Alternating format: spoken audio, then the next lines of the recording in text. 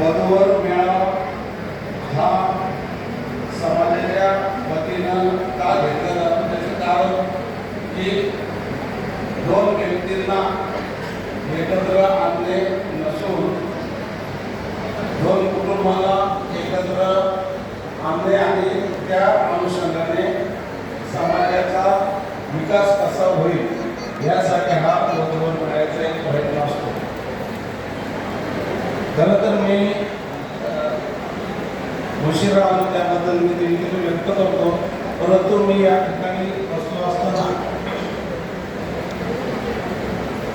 सरांनी ज्या मुलांना या ठिकाणी बोलून आपला परिचय देण्यासाठी सांगितलं तर त्यातून एक गोष्ट लक्षात आली की मुलांना पगार 20,000, 30,000, 40,000, 50,000 असा पगार आहे असं त्यांनी सांगितलं.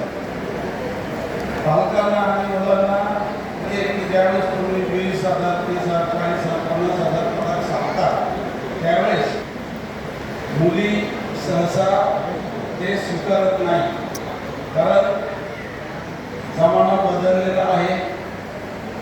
मुलींना काय माहिती असतं की आपल्या अजून पण आहे का बघा आपल्याला किती मासिक खर्च लागतो आणि किती आपल्या नियमित जोडीदारांना पगार असावा. तर माझी एक विनंती आहे की आपला समाज बदलत्या काळानुसार आपण बदललं पाहिजे.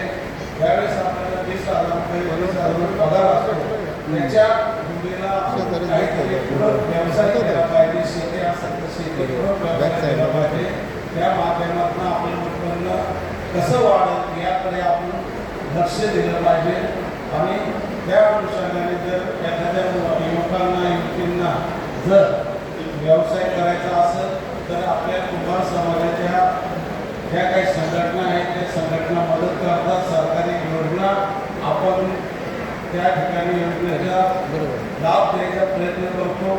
आपण बऱ्याच ठिकाणी ओबीसी महामंडळाच्या अंतर्गत मुलांना व्यवसाय करण्याकरता 10 लाख, 5 लाख, 15 लाख रुपये देतो. प्रत्येकाला व्यवसाय असेल तरी आज आपण कात्रजच्या ठिकाणी गेलो तर जवळ 40 मुलांना त्या संधीचा लाभ देतो.